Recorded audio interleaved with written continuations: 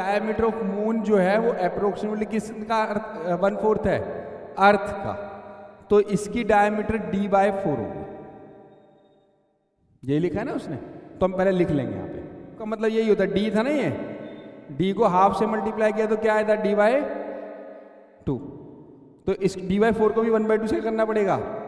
Half का मतलब 1/2 ही होता है, क्या होता है, तो ये d/8 बन गया। और अगर किसी को प्रॉब्लम है तो वो ऐसे कर सकता है, d/4 को 2 से डिवाइड किया तो इसके नीचे क्या है, 1। इसको उल्टा करना पड़ेगा ऊपर जाकर के, ये ऊपर ले आते हैं तो क्या करते हैं, तो d/4 इंटू 1 ऊपर आएगा, 2 नीचे आएगा, तो यही चीज बनेगी, तो d/8 ही आएगा।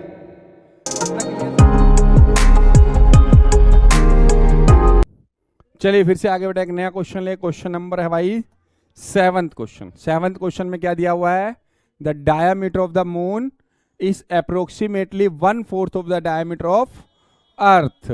और यहाँ पे दो शेप की बात की, एक मून की एक अर्थ की, दोनों स्फीयर है, दोनों क्या है, बस वो उसका 1/4 है उसका डायमीटर। अगर देखेंगे तो अगर मैं सर्कल बनाऊं,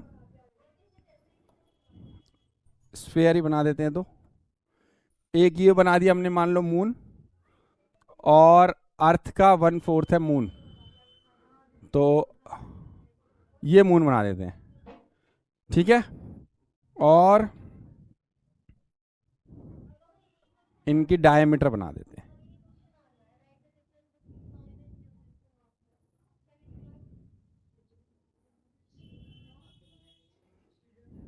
दो बेटा, इसकी डायमीटर हमने d मान ली बड़ी, तो इसकी डायमीटर क्या होगी, ये मून है भाई, ये अर्थ है भाई। क्या बोला, डायमीटर ऑफ मून जो है वो अप्रोक्सीमेटली किसका 1/4 है, अर्थ का, तो इसकी डायमीटर d/4 होगी। यही लिखा है ना उसने, तो हम पहले लिख लेंगे यहाँ पे, लेट डायमीटर ऑफ, क्योंकि d हमने खुद माना है भाई, लिखा नहीं है वहां पे क्वेश्चन में, ऑफ अर्थ,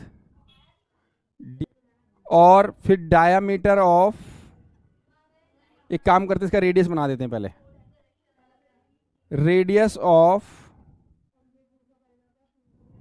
अर्थ क्या होगा बेटा, d/2। इसका रेडियस को मैंने r1 कर दिया भाई शॉर्ट में। फिर आते हैं डायमीटर ऑफ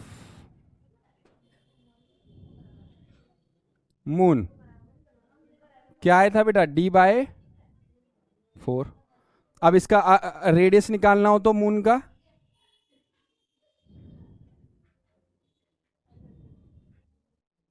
तो इसको मैंने r2 नाम दे दिया भाई, तो क्या होगा, d/4 को 1/2 से मल्टीप्लाई करना पड़ेगा। हाफ का मतलब यही होता है, d था ना ये, d को हाफ से मल्टीप्लाई किया तो क्या आया था, d/2। तो इस d/4 को भी 1/2 से करना पड़ेगा। हाफ का मतलब 1/2 ही होता है, क्या होता है, तो ये d/8 बन गया। और अगर किसी को प्रॉब्लम है तो वो ऐसे कर सकता है, d/4 को 2 से डिवाइड किया तो इसके नीचे क्या है, 1। इसको उल्टा करना पड़ेगा ऊपर जाकर के, ये ऊपर ले आते हैं तो क्या करते हैं, तो d/4 इंटू 1 ऊपर आएगा, 2 नीचे आएगा, तो यही चीज बनेगी, तो d/8 ही आएगा। इतना क्लियर सबको। अब आगे बढ़ते हैं, ये तो हमने जो बोला था डाटा वो लिया। अब क्या पूछ रहा है, find the ratio of their surface area. जो इन दोनों के सरफेस एरिया होगा उनका रेशियो निकालना है। क्या निकालना है, चलिए तो रेशियो के लिए हमने पहले मून का ले लेंगे, रेशियो हो गया सरफेस एरिया ऑफ मून, क्योंकि मून पहले दिया बेटे, है ना, हाँ, और अर्थ बाद में दिया। सरफेस एरिया ऑफ अर्थ, तो इसका फॉर्मूला 4πr² होता है। सरफेस एरिया दोनों का 4πr², लेकिन मैंने 1 2 करके दे रखा है, मून को मैंने दिया है 2, r2 मैंने किसको दिया है, मून को। अर्थ को नंबरिंग क्या दिया है, r1, तो मैं नेमिंग में बदलूंगा यहाँ पे, ये मैं r2 करूंगा, इसको r1 करूंगा। अच्छा, एक खास बात है, जब रेशियो में होता है तो ये सीधा सीधा डिवाइड में कट जाता है, वैल्यू भी मत डालो, पाई की वैल्यू में डालो, पहले काट दो। अब बस मुझे सॉल्व किसे करना है, R2 स्क्वायर को और R1। तो R2 की वैल्यू क्या थी मेरे पास पीछे, D/8 R2 की, पहले D/8, ये ऊपर आएगा D/8 इंटू D/8 अपॉन में R1 की वैल्यू क्या थी D2, इसकी थी D8, उसकी D2, तो D/2 नीचे वाली सारी वैल्यू ऊपर जाके आ जाएंगे, फिर से उल्टी रेसिप्रोकल हो जाएंगी। तो D/8 into D/8 2/D, 2/D, D से D कट गया, D से D कट गया, 8 से 2 कट गया 4 पर, 2 से 8 ये भी कट गया 4 पर, ऊपर सारे में 1 बच रहा है, नीचे 1 1 1 4 बच रहा है।